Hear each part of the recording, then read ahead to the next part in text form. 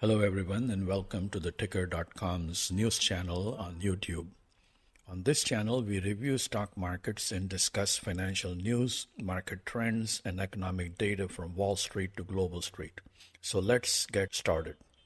Stock market indices retained an upward bias on Wall Street in a holiday-shortened week as investors reflect on solid gains in 2024. Benchmark indices accelerated gain after the post-election results, driven in large part by the hopes of looser regulations and easier business climate for large businesses in the energy, financial services, and the tech sectors. Wall Street indices streamed gains by 2% in Friday's trading amid rising bond yields and potential tariffs. Investors are worried that higher tariffs on imported goods, especially from China, are going to contribute to inflationary forces, forcing the Federal Reserve to slow interest rate cuts in 2025. Investors are also overlooking the policy uncertainties of the incoming presidential administration, and key cabinet appointments are failing to inspire confidence, and top-tier experienced professionals are avoiding joining the new administration. Investors are hoping that the Federal Reserve will deliver on its revised 50 basis points rate cut estimate in 2025, but policymakers left the door open for a rate pivot if inflationary forces remain elevated. European markets struggled to advance, and indices in Japan and China extended weekly gains. New single-family home sales in November were at a seasonally adjusted annual rate of 664,000 and an increase of 5.9% from October.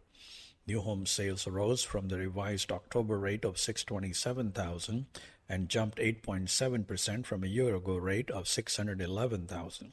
The median sale price of new homes sold in November was $402,600, and the average sales price was $484,800. International goods trade balance widened in November after imports rose at a faster pace than exports for the United States. Exports advanced 4.4% to $176.4 billion. Imports gained 4.5% to $279 billion, resulting in goods trade surplus, or rather trade deficit, of $102.8 billion. Goods trade deficit expanded, downwardly revised $98.3 billion in the previous month because of higher purchases of capital goods and consumer goods. In Europe, France's public debt reached to a new record high at the end of third quarter. Real GDP in the UK stalled in the third quarter. Sweden's trade surplus narrowed, and France's unemployed persons rose at the fastest pace in November. The People's Bank of China held its interest rate unchanged, and industrial profit at Chinese companies declined for the fourth consecutive month in November. Retail sales advanced for the 32nd consecutive month in Japan, and the fastest increase since August, after rising wages continued to support consumption. However, Japan's industrial output declined, and jobless rate held steady for the second month in a row in November. Let us review key events in global bond, currency, and commodity markets last week. The yield on the 10-year U.S. Treasury rebounded to 4.6%, the highest since May, after the Fed signaled slower rate cuts in 2025, and initial jobless claims and retail sales indicated a strong labor market and resilient consumer spending. Texas crude oil prices recovered to $70 a barrel in light trading after Chinese officials suggested greater flexibility in using long-term bonds to stimulate economic growth, potentially boosting demand for the commodity. Natural gas prices in Europe rebounded 10% to €47.50 per megawatt hour after Russia's President Vladimir Putin cast doubts on new gas transit deal with Ukraine. The current agreement expires this year, impacting about 5% of the European demand, and the European gas storage levels have dropped below 75%. The euro dropped below $1.04 and traded near a two-year low and declined about 6% for 2024, amid diverging expectations for policies of central banks and policy uncertainty of the incoming U.S. presidential administration. The yen weakened to 157 amid growing speculation that the Bank of Japan is likely to delay its next rate hike till after spring wage negotiations. We now review the major indices around the world.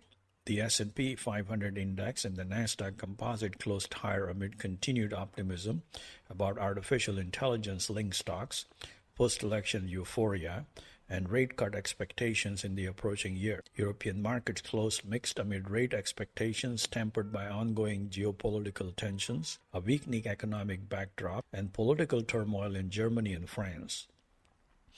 The Nikkei 225 stock average extended weekly gains after the Bank of Japan is expected to delay its rate cut well into the first quarter of 2025, and strong retail sales and other economic data confirm resilient consumers.